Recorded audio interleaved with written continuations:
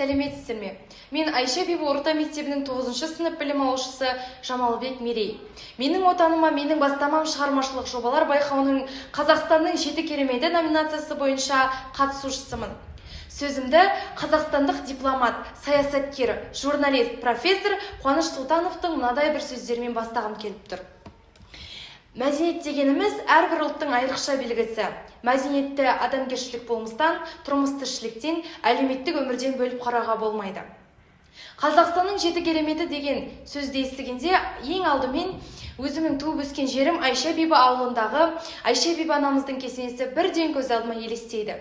Мен бүгін осы номинация бойынша Айша Бибі анамыздың кесенесін, сонымен қатар ондағы ою-өрнектердің мағынасын, тылсым күшін ашатын боламын. Себебі бұл кесене түрлі сәулет ескерткіштерінің арасындағы ең ерекшесі екендігі, сонымен қатар мыңдаған жылдар бойы қалпын бұзбай сақтап тұрғандығы, аса шеберлікті қажет еткендігі жайлы зерттелген, айтылған. Менің шығармашылық жобамның мақсаты Айша Бибі кесенесінің тарихы мен құрылысының ашылмаған беттерін зерттеп, рухани мәдени қазынамызды дәріптеу, еліміздің мәдени байлығын өзгелерге таныту. Жобаның міндеті Айша Бибі кесенесі туралы деректер жинап, ашылмаған беттерін зерттеу, жинақтау, жіктеу.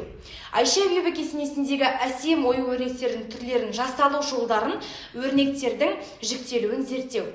Қазақстандағы тарихи және мәдени ескерткіштердің еліміздің дамуындағы маңызын түсіндіру.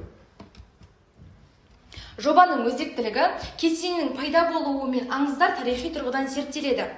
Кесене құрылысындағы кірпіштер мен ондағы ою-өрнектердің өткен дәуірлердегі құрылыс саласында қол жеткізген табыстардың көрінісі ретінде зерттеліп жіктеледі. Күтілетін нәтиже келешек ұрпақ Айша Бибі кесенесіндегі айшықты өрнектердің мән-мағынасын түсініп, ұлт тарихын санасына сіңдіреді. Біз Айша Бибі кесенесі туралы не білеміз? Айша Бибі кесенесі махаббаттың символы. Көне ескерткіш 11-12 ғасырларда салынған. Ел арасында Айша Бибі ана мен Қарахан ата туралы аңыздардың 28 түрі тараған екен. Бұл ескерткіш Жамбыл облысы, Жамбыл ауданы Айша Бибі ауылында орналасқан. Сырты керамикалық плиталардан қаланып, ойып жасалған кірпіштердің сән салтанаты мен сан алуан түрлілігі жағынан Қазақстандағы мемориалдық дәстүрлік ескерткіштер жанындағы алғашқы жалғыз ескерткіш болып табылады. Тараз қаласынан 18 км қашықтықта орналасқан кесене ЮНЕСКО қатарына алынған, қазір мемлекеттік дәрежеге ие ескерткіш болып табылады. Айша Бибі кесенесі туралы біле бермейтін тың деректі жоба әзірлеу барысында ауылымыздың тумасы жазушы Сұлукүл Қошанова өзінің өмір өткелдері атты кітабында былай деп жазған. Айша Бибі мазарының әр кірпішінде өзінше оюы бар. Жаңбыр қарға, небір дауылға, желге жылмай сақталып келеді. Соғыс кезінде біздің ауылдың жанында әскери аэродром болатын. Күн суытқан кезде 4 әскери ұшқышпен соқпақшы болып, күмбездің шетін бұзып кірпіштерін алыпты. Содан ба, басқадан ба ұшақтармен жанып, апат болып жерге құлап мерт болады. Соғыс жүріп жатқан кезде бұл шектен шыққан төтенше жағдай болып, мемлекеттік комиссия зерттеу жасайды. Алдында арандатушылық па деген шешімге келген комиссия мүшелері ауыл ақсақалдарымен кеңеседі.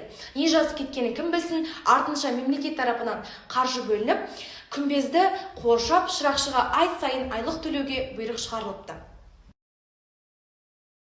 Менің шығармашылық жобамның негізгі мақсаты Айша Бибі кесенесіндегі ою-өрнектерді зерттеп, қағаз бетіне түсіру. Айша Бибі кесенесі орталық Азия мен Қазақстандағы өн бойы ою-өрнектермен көмкерілген жалғыз ескерткіш. Айша Бибі кесенесі қазақ халқының ежелгі ою-өрнегін сақтаған мұражай іспетті. Осы орайда қарап тұрғандарыңыздай, мен осы Айша Бибі кесенесін зерттей келе өз қолыммен салған ою-өрнектерім тұр. Бұл жерде қошқар мүйіз, жапырақ, қыңыр мүйіз, қаз мойын, бітпес, жауқазын, құсқанат, төртқұлақ секілді ою-өрнек түрлері кездеседі.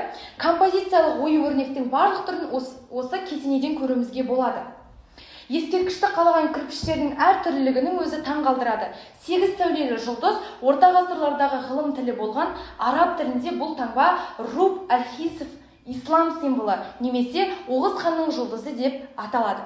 Өздеріңіз көріп тұрғандай, кесенедегі жануар тектес оюлардың бұрынғы және жаңартылған түрлері тұр.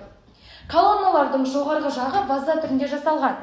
Бұрыш колонналары жоғары қарай сүйірлене жасалып, белдеушелері 18-ші қаламында 3,4 метр биіктікте арабтың куфа әріптерімен оюланған күз бұлттар, жер ғажайып деген тылсым сөздер жазылған. Кесене құрылысына антисейсмикалық арша ағашы пайдаланылған. Аңыздың маған қатты әсер еткені соншалық, мен Айша арудың Қарахан атамызға берген орамалын елестете келе өз қолымнан тоқып шықтым.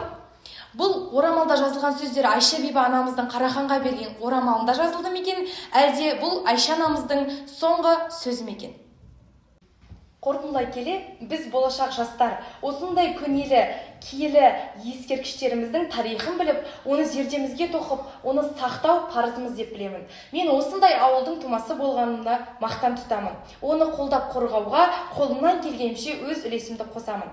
Ата-бабаларымыздың құдіретті де қарапайым қолмен тұрғызылған осы бір ғажап ескерткіш қышының әр ою кестесінен, өрнегінен халқымыздың өлмес өңірінің таңбасы жазылған жыр дастандай оқылады. Осындай ғаламат сұлу кембезді және керемет аңызды туғызған ата-бабамыз неткен құдіретті. Назарларыңызға рахмет.